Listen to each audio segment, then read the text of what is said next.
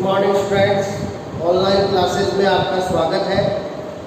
Last class में अपन ने start किया था सूक्ष्म जीवों के द्वारा अपघटन या विघटन के आधार पर बहुलक, और अपन ने बताया था सूक्ष्म जीवों के द्वारा अपघटन के आधार पर बहुलक दो प्रकार के होते हैं, जैव निम्नीकृत, अजैव निम्नीकृत। अब जैव निम्नीकृत कौन से होते हैं? ऐसे बहुलक जिनका सूक्ष्म जीवों के द्वारा अपघटन हो जाता है, यानी सूक्ष्म जीव उनका नामो निशान मिटा देंगे। जबकि अजैव निम्नीकृत बहुलक क्या होता है? ऐसे बहुलक होते हैं जिनका सूक्ष्म जीवों के द्वारा अपघटन नहीं होता है। अब इनका सूक्ष्म जीवों के द्वारा अपघटन हो जाएगा तो ये पर्यावरण प्रदूषण की समस्या उत्पन्न नहीं करेंगे, क्योंकि इनका सूक्ष्म जीवों के द्वारा नामो निशान मिट जाएगा तो इनका जो अपशिष्ट है वो बचेगा नहीं, और अपशिष्ट नहीं बचेगा इसलिए पर्यावरण को प्रदूषित नहीं करेंगे। अब इनका सूक्ष्म जीवों के द्वारा अपघटन नहीं हो पाता, इसलिए इनका अपशिष्ट है वो बचेगा, और उसका अपशिष्ट पर्यावरण में पड़ा रहेगा तो वो पर्यावरण को क्या करेगा? प्रदूषित करेगा। जैसे पॉलीथीन है उसका सूक्ष्म जीव के द्वारा अपघटन नहीं होता और वो पॉलीथीन पर्यावरण में पड़ी रहती है ऐसे ही, तो वो पर्यावरण को प्रदूषित करती है, गंदगी करती है, और गाय वगैरह उस पॉलीथीन को खाकर मर जाती है। तो इस प्रकार से ये अजैव निम्नीकृत है, ये पर्यावरण के लिए हानिकारक होते हैं। जैव निम्नीकृत प्राकृतिक भी होते हैं और कृत्रिम भी होते हैं, दोनों होते हैं, प्राकृतिक और कृत्रिम दोनों होते हैं। अजैव निम्नीकृत वो केवल क्या होते हैं? कृत्रिम होते हैं।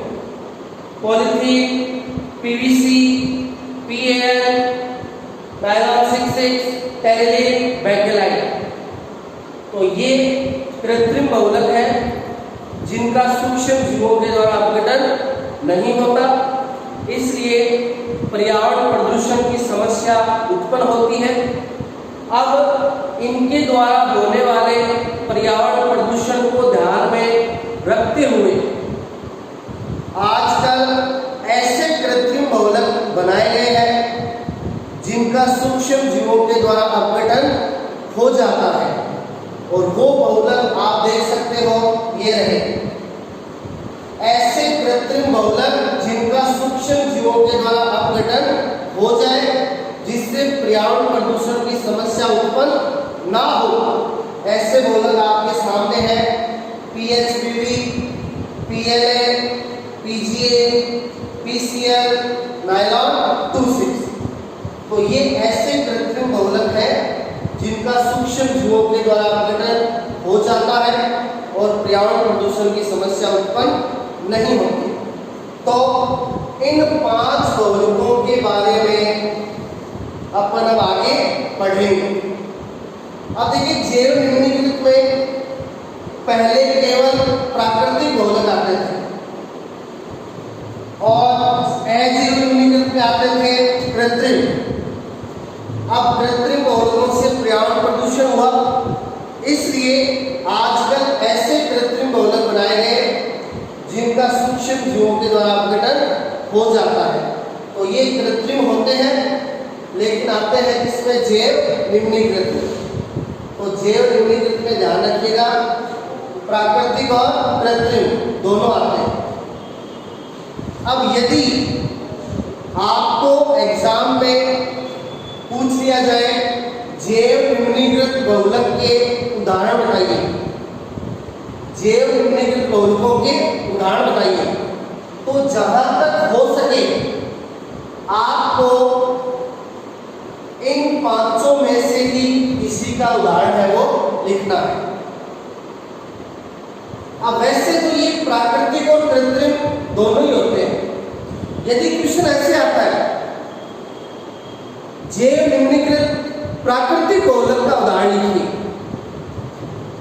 तो आप स्टार्च और प्रोटीन को लिख सकते हो। और ऐसे आता है जैव निम्नीकृत बहुलक के उदाहरण लिखिए, केवल इतना ही आता है। तो आपको केवल इन 500 में से उदाहरण है वो लिखने हैं। तो ये ध्यान रखिएगा, इंपॉर्टेंट है। और एज एवं निम्नलिखित में पे आता है तो आपको इनमें से कोई भी उदाहरण लिख लेना। अब देखिए अपन इन 500 के बारे में एक एक करके स्टडी करते हैं। ये इनमें जैव निम्नलिखित और अजैव निम्नलिखित में अंतर हो गए कितने? 4।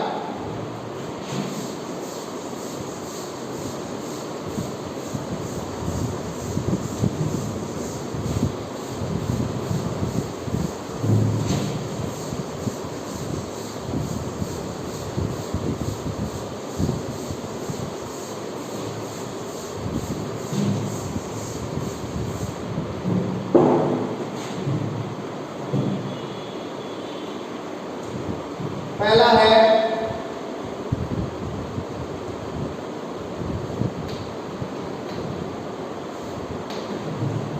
नायलॉन 2,6। तो ये अपन ऐसे बहुलक कर रहे हैं जो कृत्रिम या संश्लेषित होते हैं, लेकिन इनका सूक्ष्म जीवों के द्वारा अपघटन हो जाता है। यानी ये जैव निम्नीकृत होते हैं, लेकिन साथ में ये कैसे होते हैं? कृत्रिम या संश्लेषित होते हैं। तो ये 5 है, इनके बारे में अपन स्टडी कर रहे हैं। पहला है नायलॉन 2,6। अब देखिए नायलॉन 2,6 मतलब यहाँ पे एकलक इकाइयाँ कितनी होंगी? 2 होंगी। और एक एकलक में कार्बन की संख्या 2 होगी और दूसरी एकलक में कार्बन की संख्या 6 होगी। इसका मतलब अपन जानते हैं, पहले अपन कर चुके नायलॉन 6,6, नायलॉन 6,10 और नायलॉन 6। तो उसी के आधार पर यहाँ पे 2,6 का मतलब है यहाँ एकलक इकाइयाँ 2 प्रकार की होंगी। एक में कार्बन की संख्या 2 होगी और दूसरे में कार्बन की संख्या 6 होगी। अब देखिए ये एक प्रकार का कैसा बहुलक होता है? पॉली एमाइड बहुलक होता है।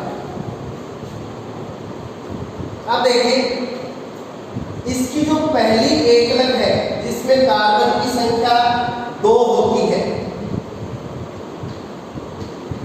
उसका नाम होता है ग्लाइसिन। और इसकी दूसरी एकलक जिसमें कार्बन की संख्या 6 होती है, उसका नाम होता है एमिनो कैप्टोइक अम्ल।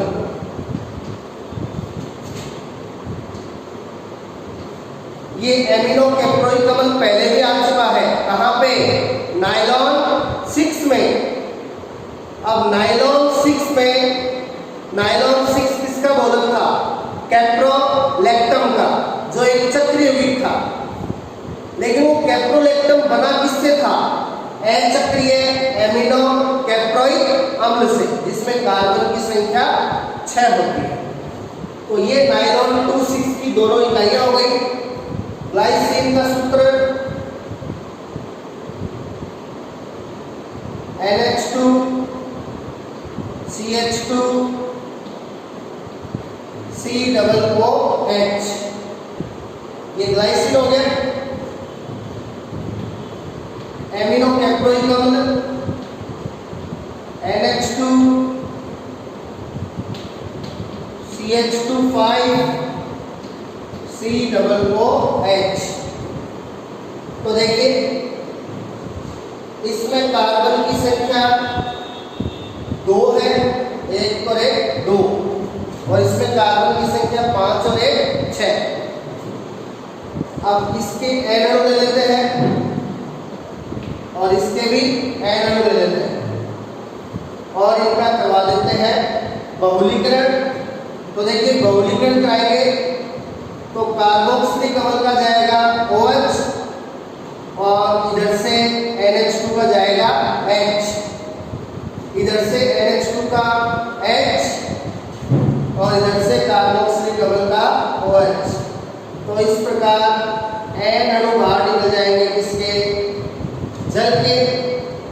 अब जल का रूप में छोटा अणु बाहर निकल रहा है, मतलब ये कैसा है, संघनन बहुलक है।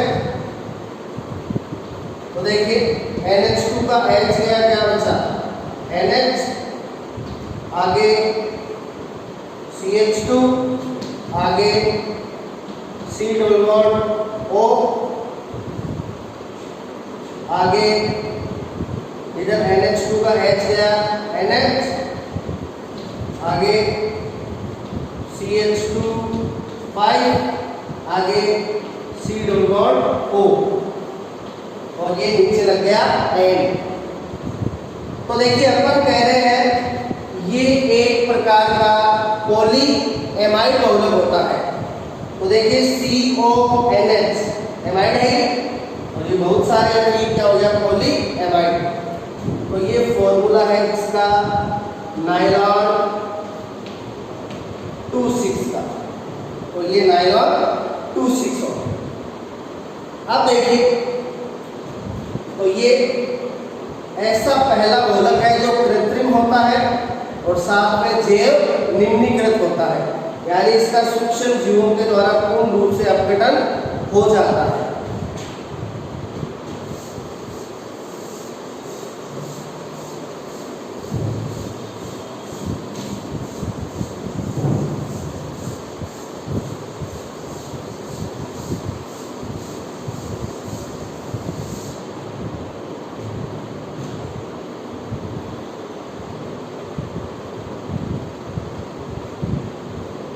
दूसरा है PCl। PCl की फुल फॉर्म होती है पॉली कैप्रो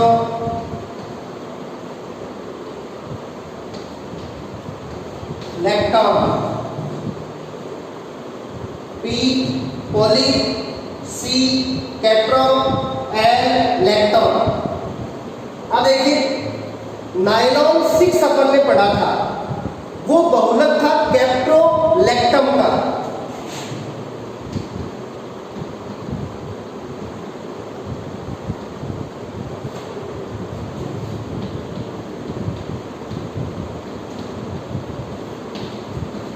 नायलॉन 6 है वो बहुलक किसका था, कैप्रोलैक्टम का था, और ये बहुलक है किसका, कैप्रोलैक्टोन का। तो ये इनमें डिफरेंस है, वो ध्यान रखना। नायलॉन 6 तो बहुलक होता है कैप्रोलैक्टम का, कैप्रोलैक्टम, और PCl बहुलक होता है कैप्रोलैक्टोन का। अब देखिए तो इसकी एकलक का नाम हो गया कैप्रोलैक्टोन। अब देखिए कैप्रोलैक्टोन है वो कैप्रोलैक्टम की तरह चक्रीय यौगिक होता है। अब ये बनता कैसे है, देखिए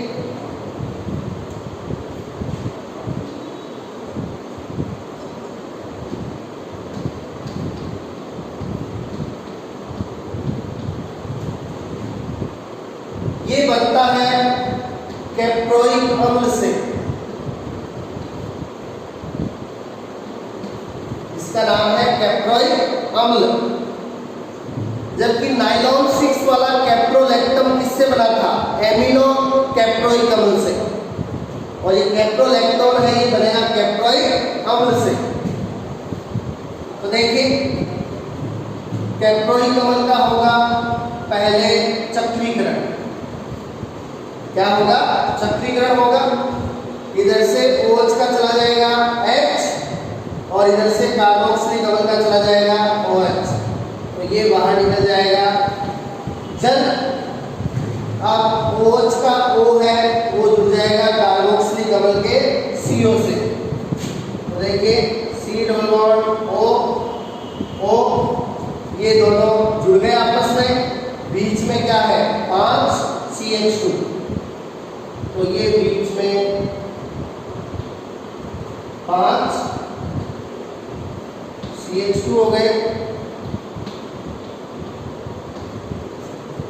तो ये इसका नाम है कैप्रोलैक्टोन। इसका नाम क्या होता है, कैप्रोलैक्टोन होता है।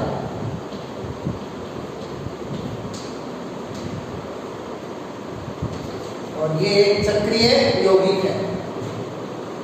अब इसके ले लेंगे कितने अणु N, इसके बहुलीकरण से बनेगा क्या पॉलीकेप्रोलैक्टोन। तो इसके N अणु ले लेंगे और इसको गर्म करेंगे तो इसका हो जाएगा विचक्रीकरण। इसका क्या हो जाएगा विचक्रीकरण हो जाएगा, यानी वलय जहां से जुड़ी थी वहां से वापस खुल जाएगी, ओपन हो जाएगी। तो वलय यहां से जुड़ी थी तो ये विचक्रीकरण द्वारा यहां से वापस खुल जाएगी। तो एक तरफ है ऑक्सीजन 5 बीच में 5 CH2 और दूसरी तरफ है C डबल बॉन्ड O और ये कितने N। तो ये अपना बहुलक बन गया पॉलीकेप्रोलैक्टोन PCl। तो इसके निर्माण का तरीका सेम टू सेम किसके जैसा है, नायलॉन 6 के जैसा है। आपने पहले नायलॉन 6 पढ़ा था, उसके निर्माण का तरीका भी ऐसा का ऐसा ही था। वहां पे भी पहले चक्रीकरण हुआ था फिर विचक्रीकरण हुआ था। नायलॉन 6 में यहाँ पे था कैप्रोइक अम्ल की जगह एमिनो कैप्रोइक अम्ल और यहाँ पे चक्र यौगिक बना था कैप्रोलैक्टोन की जगह कैप्रोलैक्टम और बाकी इनका बनने का तरीका सेम टू सेम है। तो ये दूसरा बहुलक हो गया जो कृत्रिम होता है और साथ में जैव निम्नीकृत होता है, यानी इसका भी सूक्ष्म जीवों के द्वारा पूर्ण रूप से अपघटन हो जाता है। अब देखिए इसका एक उपयोग है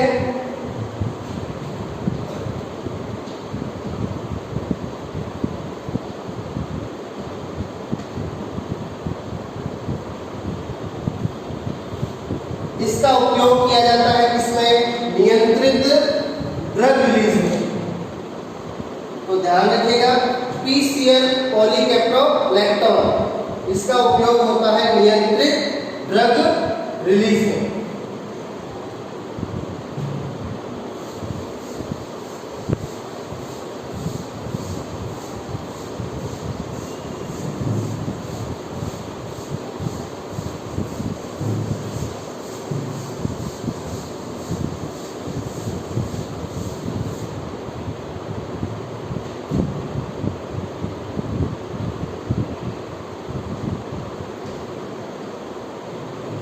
तीसरा है PLA,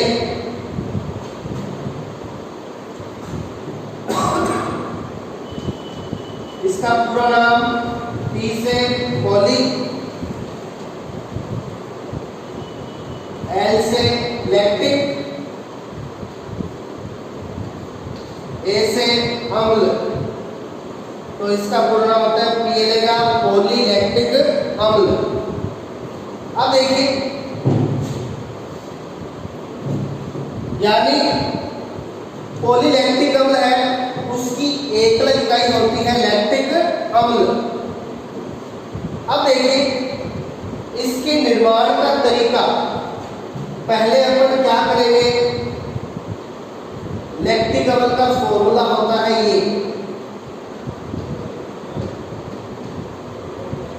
ये लैक्टिक अम्ल का फॉर्मूला है। पहले अपन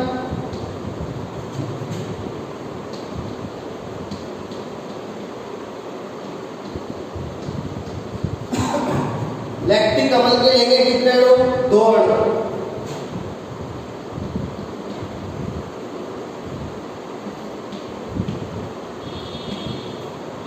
और लैक्टिक अम्ल के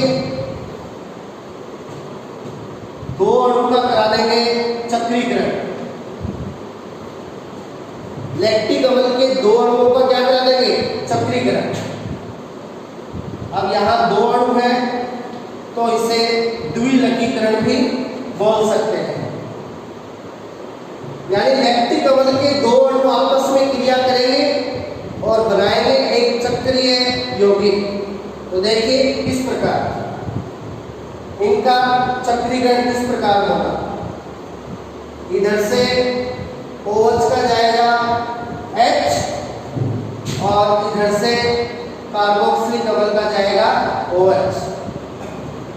यहाँ इस कार्बोक्सिलिक अम्ल का OH और इसके OH का H। तो इस प्रकार कितने जल के अणु बाहर निकल जाएंगे? 2 जल के अणु, एक तो इधर से और एक यहाँ से। तो ये 2 जल के अणु क्या निकल गए? बाहर निकल गए। अब देखिए इसका O जुड़ेगा इसके CO से और इसका CO जुड़ेगा इसके O से। तो जोड़ दीजिए। तो देखिए O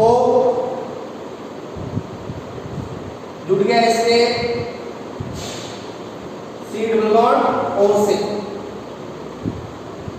अब देखिए ये O जुड़ा है CH से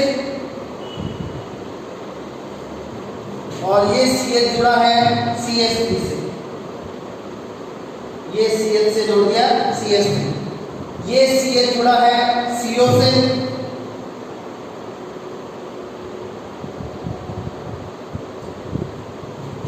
और ये CO जुड़ा है इस O से और ये O जुड़ा है CH3 से और ये CH3 जुड़ा है इससे CO से। तो ये जुड़ गया CO से। तो इस प्रकार से लैक्टिक अम्ल के 2 अणुओं का चक्रीकरण करवाने से ये चक्रीय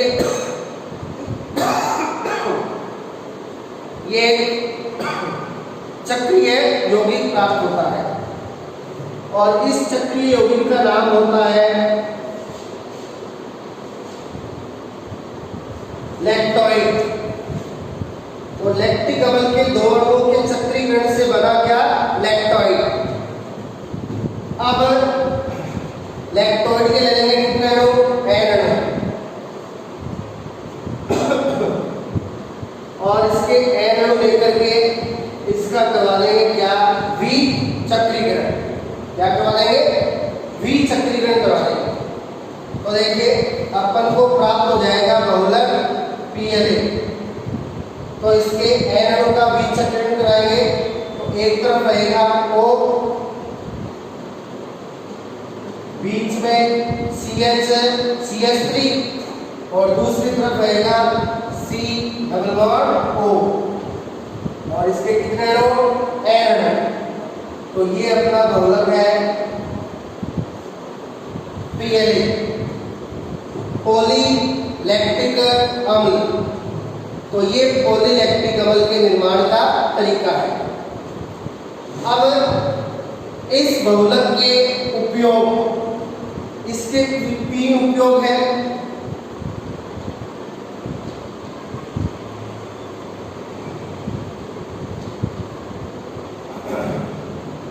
टांका लगाने में, चिकित्सा के क्षेत्र में टांका लगाने में, जिसको अपन बोलते हैं स्टिचिंग। तो टांका लगाने में,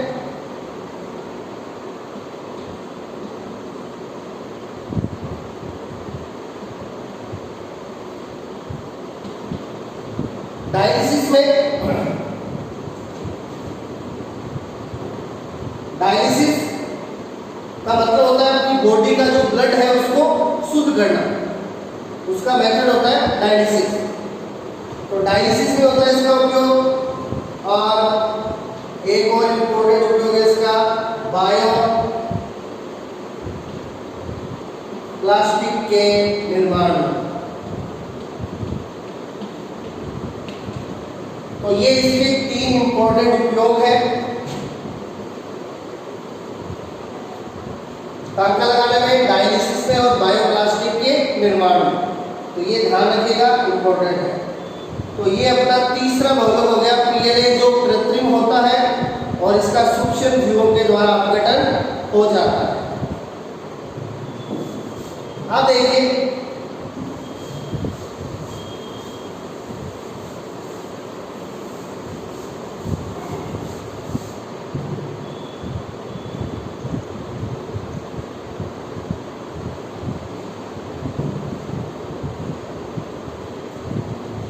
ऐसा चौथा बहुलक है PGA।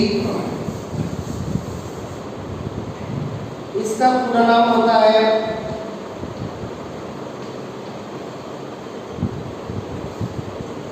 पॉली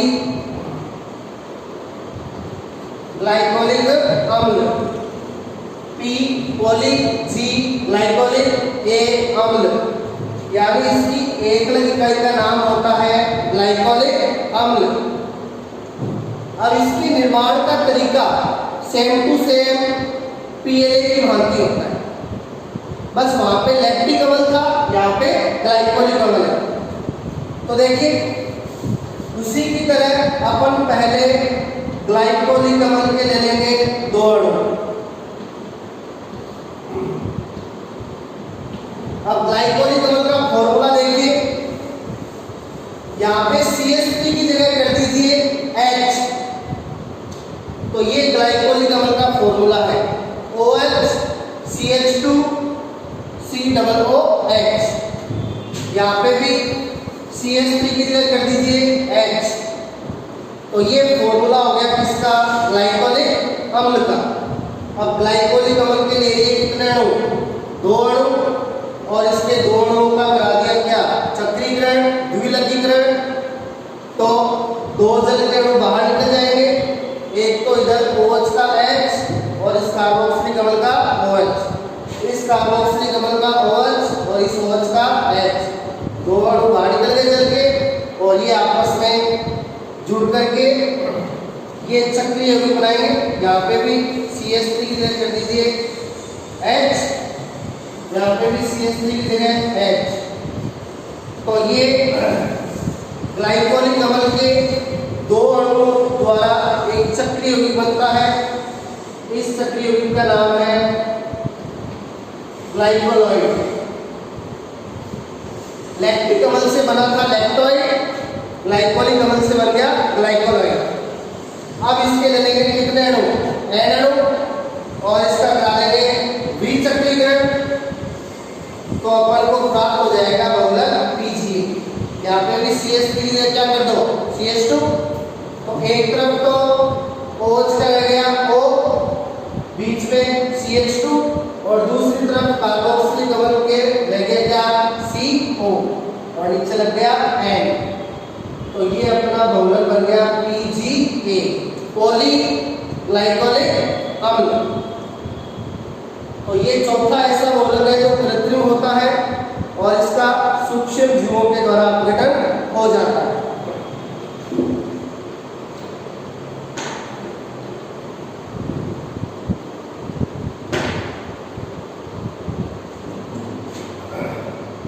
इसका देखिए उपयोग,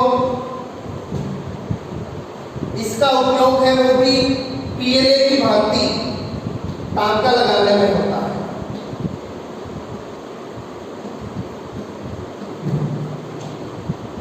लेकिन इसके द्वारा लगाए गए टांके की एक खासियत होती है,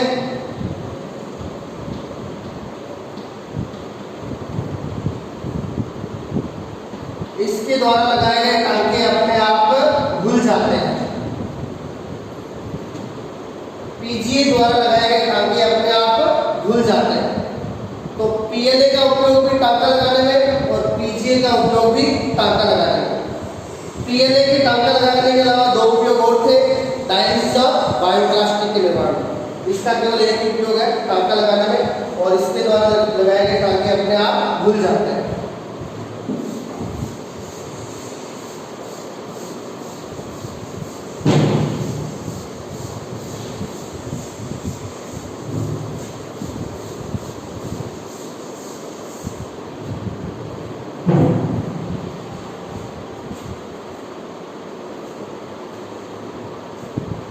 अब देखिए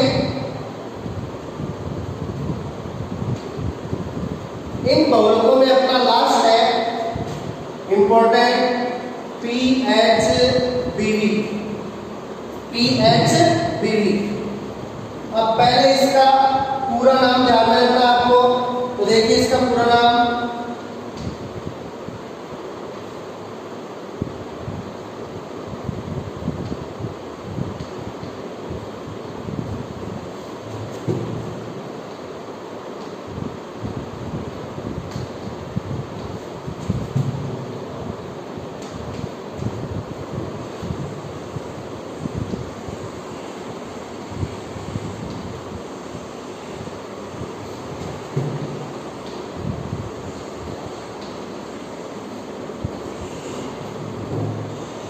अब ये PHBV का पूरा नाम है पॉली बीटा हाइड्रोक्सी ब्यूटाइरेट को बीटा हाइड्रोक्सी वैलेरेट। देखिए P से आ गया पॉली, H यहाँ पे है हाइड्रोक्सी के लिए। अब हाइड्रोक्सी यहाँ पे भी है, यहाँ पे भी है, तो दोनों हाइड्रोक्सी के लिए आ गया H, दोनों का कॉमन हो गया, 2 बार हाइड्रोक्सी। अब आगे B, ब्यूटाइरेट के लिए है B और वैलेरेट के लिए है V, तो इसके हो गया PHBV। अब देखिए इसके नाम से क्लियर है कि यहाँ पे एकलक इकाइयां हैं वो 2 होती हैं और दोनों एकलक इकाइयों में बीटा कार्बन पे क्या होता है, हाइड्रोक्सी होता है, OH होता है। अब देखिए इसकी दोनों एकलक इकाइयां,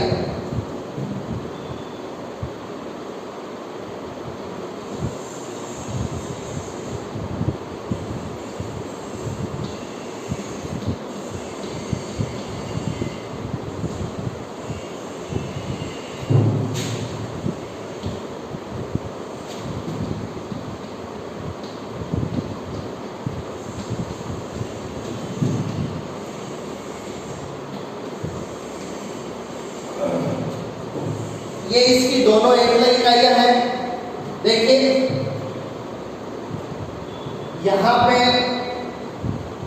2 क्रियात्मक समूह है, एक तो कार्बोक्सिलिक अम्ल और एक अल्कोहल है।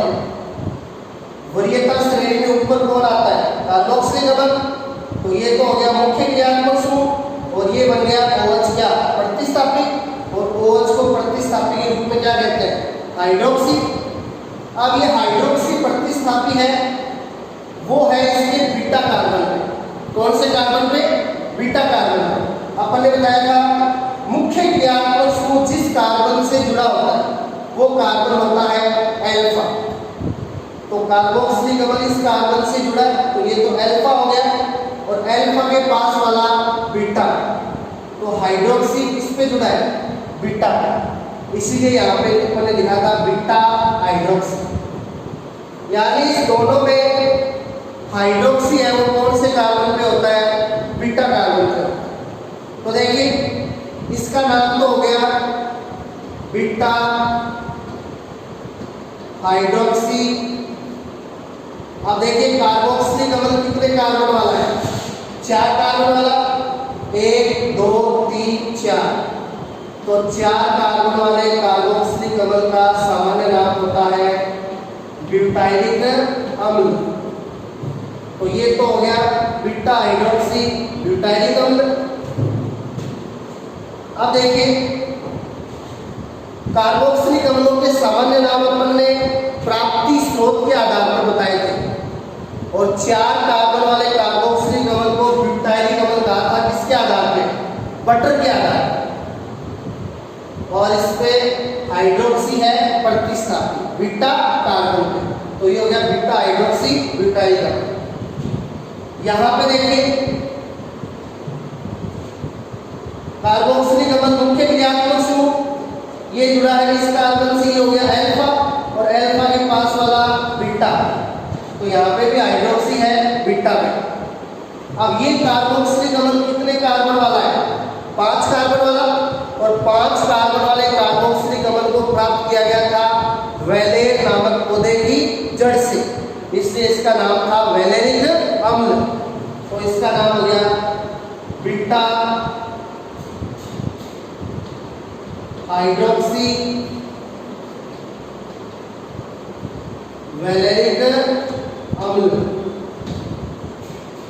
तो दोनों में बीटा कार्बन में क्या है, हाइड्रोक्सी है, इसलिए यहाँ पे बीटा हाइड्रोक्सी आएगा और यहाँ पे भी बीटा हाइड्रोक्सी आएगा। ये है ब्यूटाइलिक अम्ल, तो इसके लिए आएगा ब्यूटाइलेट, और ये है वैलेरिक अम्ल, इसके लिए आएगा वैलेरेट। अब देखिए अब अपन इनका करवा देंगे क्या, बहुलकीकरण। तो इसके ले लीजिए N अणु और इसके भी ले लीजिए N अणु। अब देखिए इस इसका बहुलीकरण इस प्रकार से होगा, इसके OH का जाएगा H, इसके OH का जाएगा H, और इधर इस कार्बोक्सिलिक अम्ल का जाएगा OH, इधर इस कार्बोक्सिलिक अम्ल का OH और इस OH का H, इसका OH और इसका H, तो इसका बच गया CO जो जुड़ जाएगा इसके O से। तो देखिए यहां OH का गया H, तो क्या बचा O, O किससे जुड़ा है CH से, CH के इधर क्या है CH3, CH इधर किससे जुड़ा है CH2 से, CH2 के इधर क्या है C डबल बॉन्ड O, ये इसका CO किससे जुड़ेगा इसके O से, ये दोनों आपस में जुड़ गए, ये O किससे जुड़ा है CH से, CH के इधर क्या है CH2 CH3, तो इसको नीचे ले जाएंगे CH2 CH3, ये CH आगे किससे जुड़ा है CH2 से, और CH2 के आगे क्या है C डबल बॉन्ड O, और ये नीचे लग गया N, तो ये अपन को प्राप्त हो गया क्या PHBV। तो ये पांचवा ऐसा बहुलक है जो कृत्रिम होता है और साथ में इसका सूक्ष्म जीवों के द्वारा अपघटन हो जाता है। अब देखिए यहाँ पे N अणु किसके बाहर निकले जल के, इसलिए कैसा बहुलक है संगत बहुलक है। और यहाँ पे आप देख सकते हो बॉन्ड है वो कौन सा है एस्टर, बॉन्ड कौन सा है एस्टर बॉन्ड है, ये एस्टर होता है C double bond O R, C double bond O R, तो इस प्रकार ये कैसा बहुलक है पॉली एस्टर बहुलक है। कैसा बहुलक है ये पॉली एस्टर बहुलक है। अब देखिए PHBV के दो महत्वपूर्ण उपयोग हैं जो आपको ध्यान में रखने हैं। पहला उपयोग नियंत्रित ड्रग रिलीज में, पहला उपयोग है इसका नियंत्रित ड्रग रिलीज में। ये उपयोग पहले किसका आया था PCL का, पॉलीकैप्रोलैक्टोन, तो PCL का उपयोग भी नियंत्रित ड्रग रिलीज में होता है और PHBV का उपयोग भी नियंत्रित ड्रग रिलीज में होता है। और इसका दूसरा उपयोग जो केवल इसी का ही है, ये इंपॉर्टेंट है, अस्थि उपकरणों की विशेष पैकिंग में, अस्थि उपकरणों की विशेष पैकिंग करने में। तो ये इसके दो इंपॉर्टेंट उपयोग हैं, नियंत्रित ड्रग रिलीज में और अस्थि उपकरणों की विशेष पैकिंग में। तो ये अपने 5 ऐसे बहुलक हो गए जो संश्लेषित होते हैं, कृत्रिम होते हैं, लेकिन इनका सूक्ष्म जीवों के द्वारा अपघटन हो जाता है जिससे पर्यावरण प्रदूषण की समस्या उत्पन्न नहीं होती। इसलिए ये आधुनिक दृष्टि से काफी महत्वपूर्ण होते हैं। तो ये अपना जैव निम्नीकृत और जैव अनिम्नीकृत बहुलक वाला टॉपिक है वो कंप्लीट है। Thank you.